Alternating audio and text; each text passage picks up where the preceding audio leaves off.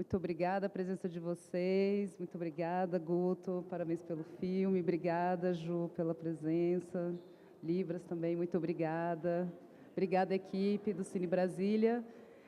Vamos dar aqui abertura ao debate. Vou passar aqui a fala para a Juliane. Vamos conversar e a ideia é que seja uma roda, que todo mundo fique bastante à vontade. Muito obrigada. Oi, gente, boa noite.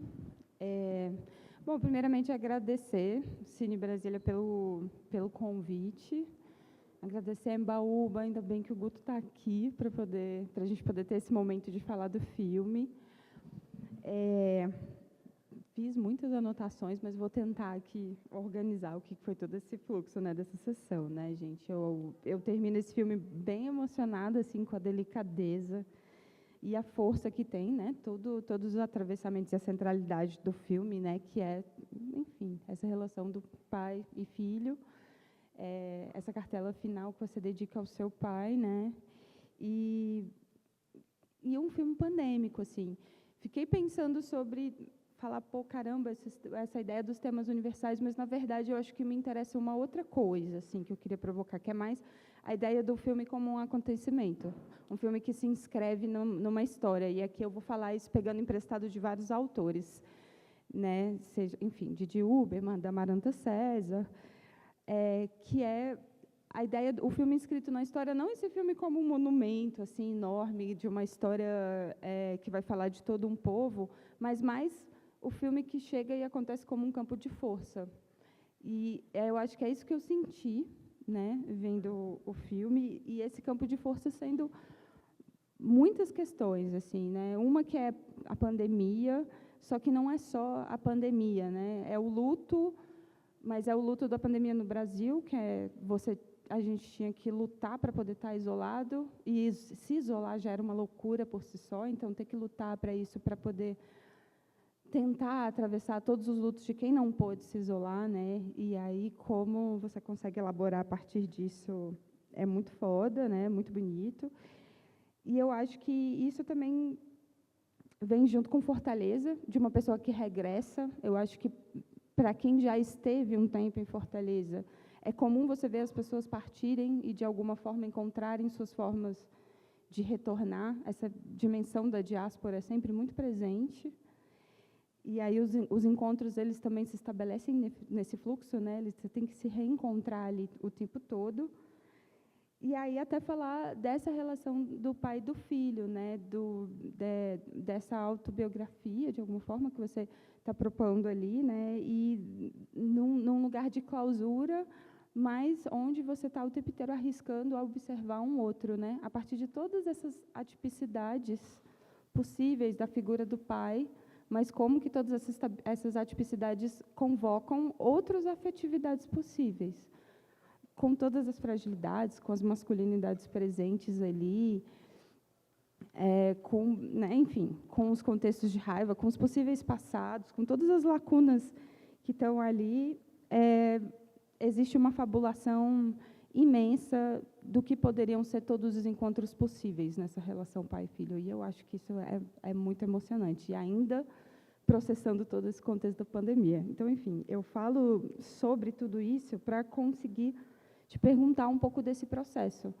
Porque, pelo que eu já li, né, é um filme que foi filmado na pandemia, né, financiado também por uma lei emergencial, então você consegue assumir que foi escrito na pandemia também. Então, como é que você sai desse processo de escrever na pandemia, de elaborar esse filme, de elaborar um luto também pessoal, para convocar uma coletividade para pensar o processo de realização de um filme, sabe? Como é que esse caminho todo, até você chegar no filme como um acontecimento, né? Até essas imagens criarem um caminho próprio. Aí eu queria te perguntar como é que foi, que você pudesse falar um pouco sobre isso. Boa noite. Ali no começo, né, quando a gente se viu diante dessa situação, acho que ali no primeiro lockdown, metade de março, uma coisa assim, eu vinha num processo, eu tinha perdido meu pai, tinha 2 anos, de fato, né, e estava ainda num processo de luto, de entender o que é que tinha ficado para trás, entender um pouco da nossa relação. E E o que eu acho curioso é que a morte, ela muitas vezes ela liberta também, no sentido de que depois que a pessoa parte, faz a passagem, o que ficam são as lembranças, e o que ficam são as projeções que a gente faz da nossa própria relação, né? Então, a maneira que a gente tem de manter vivos os nossos mortos é falar sobre eles, é pensar sobre eles, e isso entendendo todo o campo criativo que envolve isso, de fantasia, né? Porque a memória, ela é criação também, né? A gente está o tempo todo recriando o nosso passado, as nossas relações. E eu acho que naquele momento ali, foi abril de 2020, eu acho que isolado em casa, sem entender exatamente o que é que a gente estava vivendo, sem ter nenhuma perspectiva de quando é que a gente ia sair daquilo, nem para onde a gente ia, né? Estava todo mundo completamente perdido. Tem até uma fala do personagem que ele comenta com a namorada que depois do lockdown vai ficar tudo bem. E eu lembro eu tinha um trabalho que eu ia fazer que foi adiado por causa do primeiro lockdown, e a gente remarcou para dali a um mês, como se a gente fosse sair mais rápido do que a gente saiu, né? Então, acho que nesse momento ali, eu acho que eu senti um chamado a olhar para esse luto, e comecei a escrever esse roteiro. Acho que certamente é o roteiro mais pessoal que eu já escrevi. Eu acho que foi um momento ali que era quase como se fosse tudo ou nada, sabe? Eu não tenho mais nada a perder, eu acho que eu posso me permitir me rasgar e colocar minhas vísceras para fora, porque, né, estamos aqui e ninguém sabe onde é que a gente vai parar. Então, eu comecei a trabalhar nesse roteiro, reli o livro do meu pai, assim, acho que as pessoas não sabem, mas esse livro foi, de fato, escrito pelo meu pai, o Método G. É um livro que ele escreveu nos anos 90, um livro de autoajuda que ele escreveu nos anos 90, e que eu e minha mãe, inclusive, a gente, acho que levou uns 2 anos para saber que ele tinha publicado, né? Ele publicou de uma maneira secreta, ninguém sabia que ele tinha publicado o livro. E era um livro que eu lembro que na adolescência, né, ele me provocava reações muito revoltantes, né, de ver uma proposta de um modo de se relacionar com a família, com os amigos e tal, que eu, na verdade, não via tanto no dia a dia do meu pai. Mas nesse momento, quando eu fui reler esse livro, eu acho que eu consegui ter uma perspectiva completamente diferente, assim, e entender também que eu acho que existe eu acho que talvez para ele escrever esse livro e propor esse modo de existência era a forma como ele talvez conseguisse, era o gesto que ele tinha para ser uma pessoa talvez diferente do que ele era, né? E aí comecei a escrever esse roteiro, reli o livro, e é isso. Acho que é um filme que ele lida com essa questão da paternidade, mas eu acho que numa perspectiva muito mais da incomunicabilidade mesmo, e dos muros que se erguem na relação, assim, então, mais do que na perspectiva da ausência, do pai ausente, né? O meu pai sempre foi muito presente na minha vida, mas o lugar da comunicação tinha uma parede de livros, talvez, assim, sempre entre a gente. E a vontade que eu tinha de fazer esse filme para ele e para pensar a nossa relação é também porque eu acho que eu devo a ele muito do amor que eu tenho pelo cinema. Eu acho que, de alguma maneira, o cinema ele era uma linguagem comum que a gente tinha. Isso de ver filmes juntos, a gente morava do lado de uma locadora, então todo final de semana a gente alugava muitos filmes e assistia os filmes juntos. E é isso, o filme para mim é uma investigação desses possíveis portais que eu acho que a gente pode acessar na nossa realidade cotidiana para se comunicar com os nossos mortos, né? Eu acho que o sonho é um lugar também muito importante de conexão também, assim. Eu tenho uma lembrança de alguns sonhos muito marcantes um tempo depois dele ter falecido, eu lembro de um sonho que ele me deu uma tranquilidade muito grande, né? Isso. Obrigada. Outra coisa que eu queria também, enfim, pensar, né, aproveitando que você falou dessa experiência da cinefilia que você partilhava com seu pai, né, e que o filme, ele também, você vê que ele tem muitos atravessamentos de referência, né, ele dialoga ali com algumas instâncias da comédia, do suspense, etc., né, a partir da constituição da visualidade, da sonoridade do filme, da montagem também. E que eu acho que é algo que você já traz em outros repertórios, em outros filmes. E aí eu queria... E que eu acho que isso também, de alguma forma, dialoga não só com a sua autoria, mas com uma coletividade autoral que trabalha contigo em parceria já também há muito tempo, né? É até difícil escolher sobre o que eu gostaria que você comentasse, assim, né? A fotografia da Linga Cássia é uma coisa impressionante, a montagem é incrível, né? E aí eu vi que existe as irmãs Augusto e Lima nesse processo, que também é algo muito interessante de ver.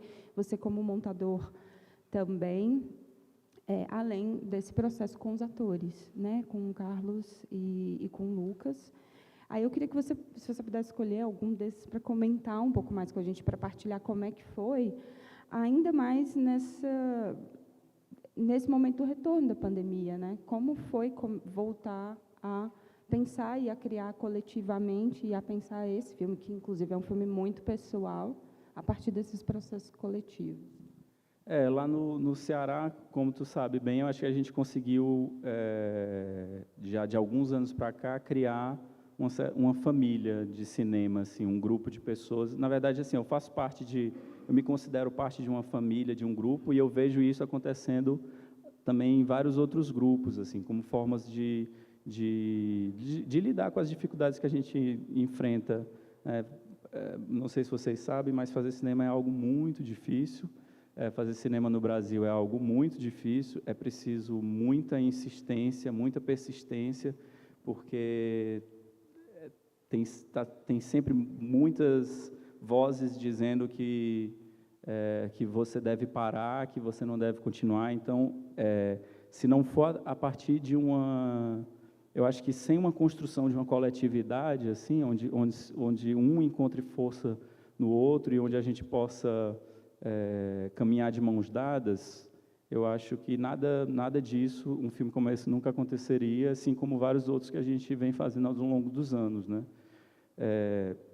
E aí, falando das irmãs Augusto Lima, por exemplo, né, a Tiziana Augusto Lima, que é a produtora do filme, a gente é parceiros na Tardo Filmes e fazemos filmes juntos há muitos anos, e a gente tem uma relação, ela é produtora, mas é uma relação de uma troca criativa muito forte, né, a primeira ideia que eu tenho é com ela que eu vou conversar, cada linha que eu escrevo, ela é a primeira leitora.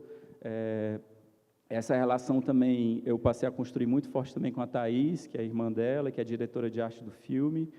Então, teve um momento no filme que a gente decidiu que ia montar juntos. A gente tinha uma troca de conversa sobre montagem. O filme ele passou muito tempo no processo de montagem.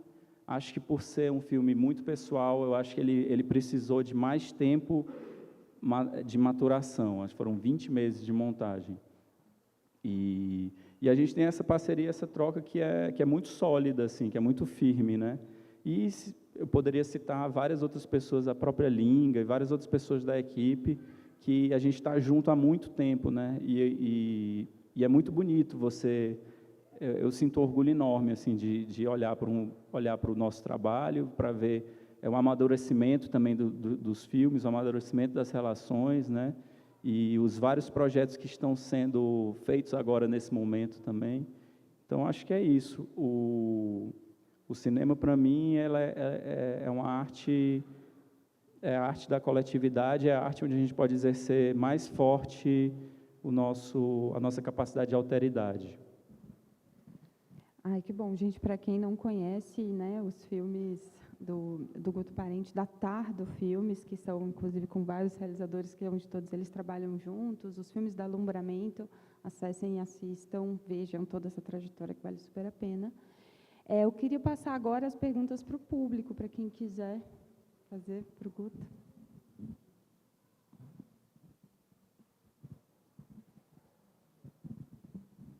Boa noite, me chamo Camille.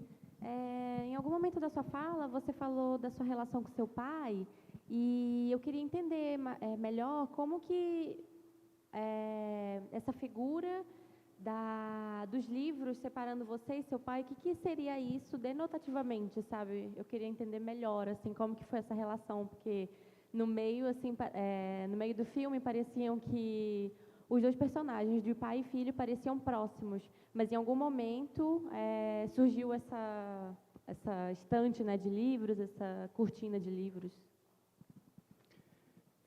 Eu acho que tem uma coisa que eu tenho, ao longo das exibições que eu tenho tido do filme, das conversas, dos debates, uma coisa que tem sido muito comum nas conversas depois, são pessoas falando, pô, meu pai é igualzinho, nossa relação é muito parecida.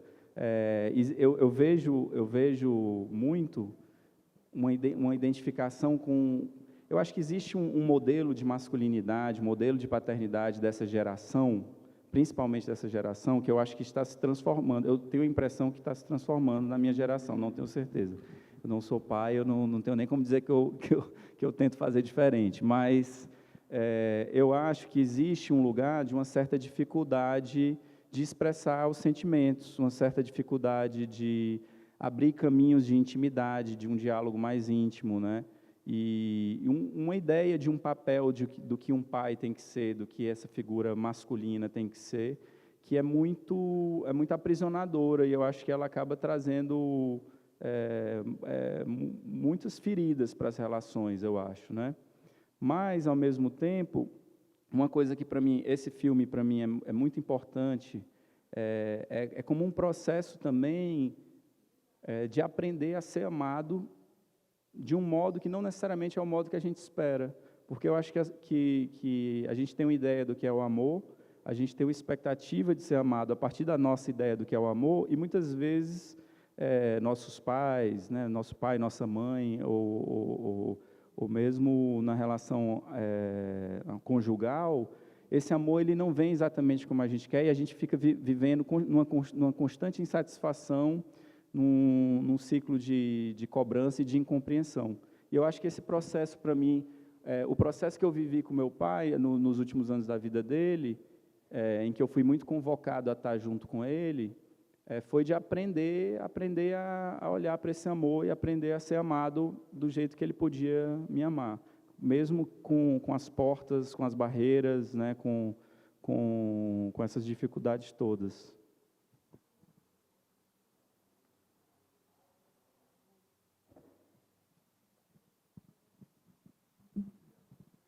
Boa noite, meu nome é Guilherme. Eu fiquei com a dúvida, porque eu gostei muito do filme de terror que é passado dentro do filme. E eu tive a impressão de que era um filme que talvez existisse e foi utilizado ali naquele momento. Eu queria saber se confirma mesmo, se existe esse filme de terror. Não, no caso a gente filmou depois até. Tinha uma ideia no roteiro de que tinha esse momento, de que ele ia mostrar o filme para o pai, finalmente, porque no final das contas ele voltou para Fortaleza para passar o filme dele no festival, e acabou que o festival foi cancelado, e ele, na verdade, é quase como se fosse... O destino dele, na verdade, era para mostrar o filme ao pai, né? Então tinha essa ideia, mas esse filme ele foi filmado alguns meses depois da gente já ter um corte do filme montado.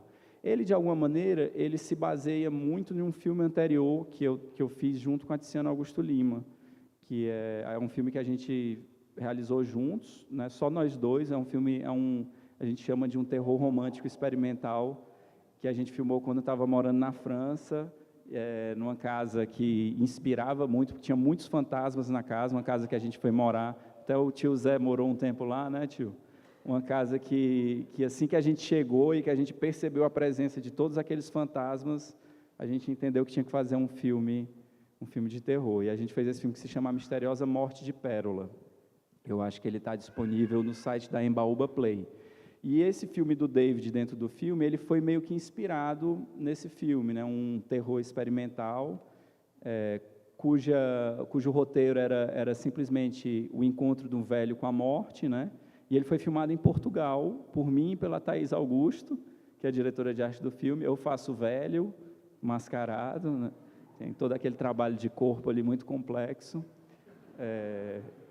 Mas a gente filmou em Super 8, né?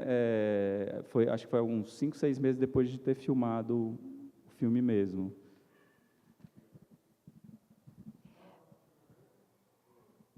A Misteriosa Morte de Pérola. É um filme de 2014, né? A Misteriosa Morte de Pérola. Mais perguntas, gente? Uma última para a gente finalizar? Eu queria só comentar também que a vizinha no filme, eu coloquei o nome dela de Dona Mosa, ela era de fato minha vizinha durante toda... Cresci com ela, a filha dela está ali.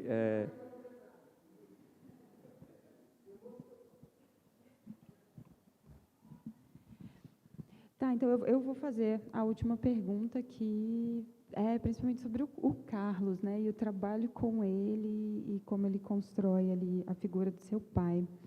Você pode contar para a gente um pouco como foi dessa relação, o convite, como ele chegou, né, os ensaios? O elenco, depois que eu tinha um roteiro, e aí a gente foi contemplado no edital da Audi Blanc, né, que era um edital de produção, entendemos bom, agora a gente tem um filme para fazer.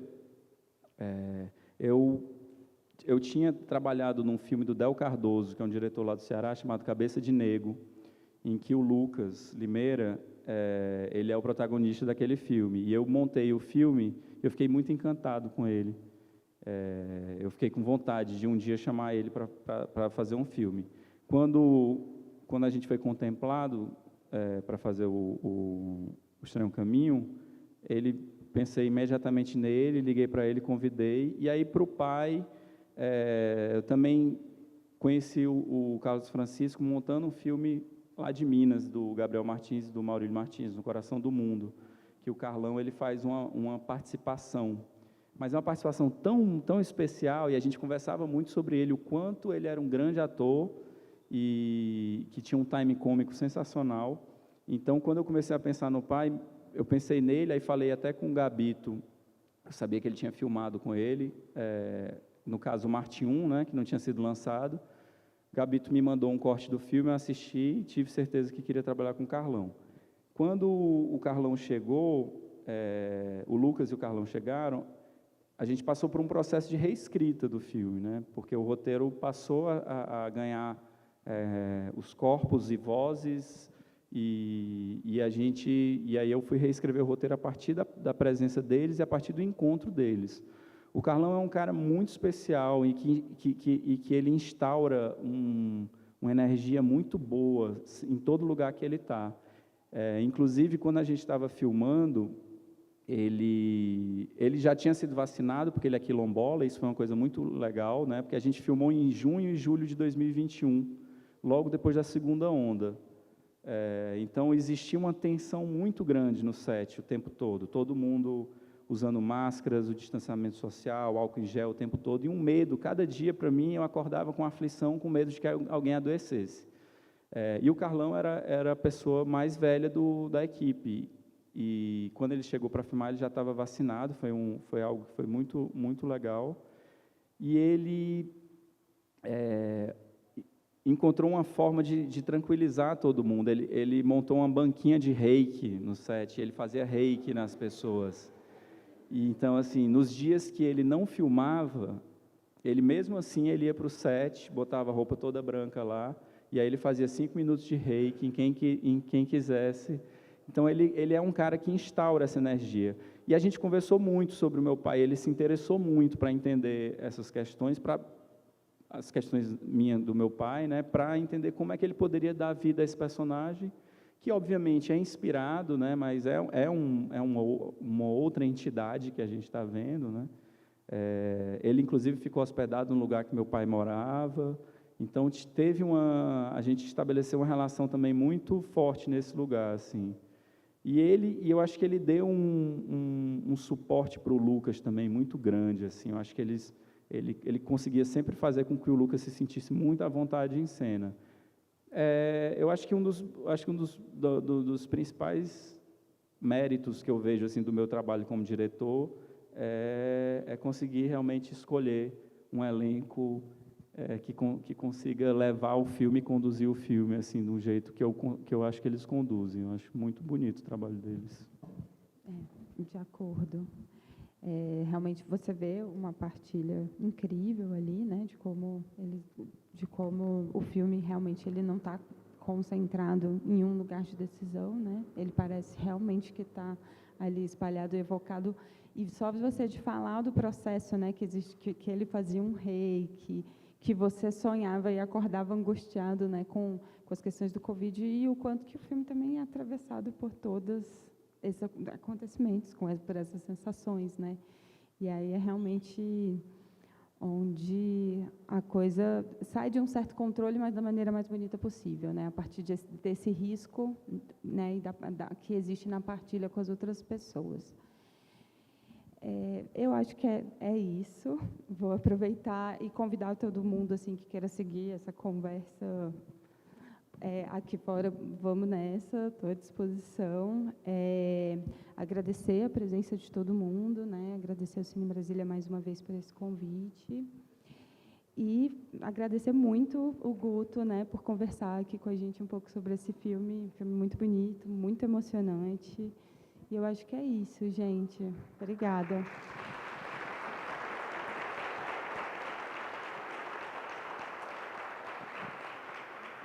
O filme vai estar entrando em cartaz a partir do dia 1º de agosto.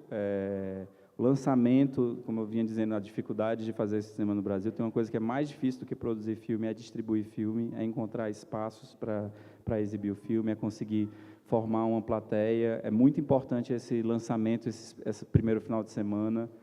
Então, quem tiver gostado, recomenda para os amigos, quem não tiver, recomenda para os inimigos.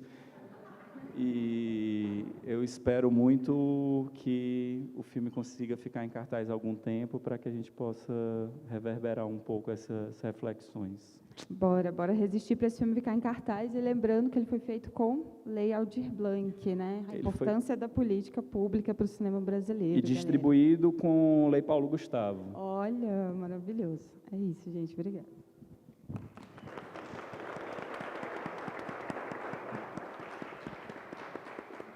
Quero agradecer mais uma vez a presença, e aqui no Cine Brasília também vai estar em cartaz a partir do dia 1º, quinta-feira. Então, sigam aí nossas redes, cinebrasilia.com, e também no @cinebrasiliaoficial.